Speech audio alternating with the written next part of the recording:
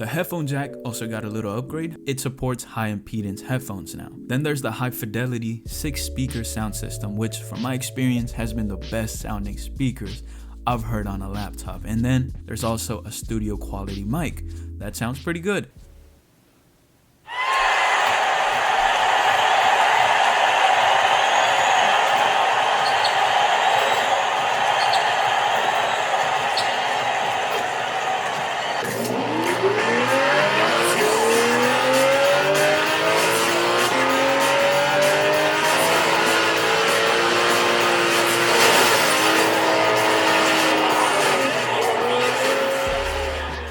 The trackpad and the keyboard are just as nice. It feels like home coming from the older MacBook Pro, except the keyboard has also improved now. It's a Magic Keyboard with scissor switch keys, which should be more reliable than the older MacBook Pros with butterfly keys.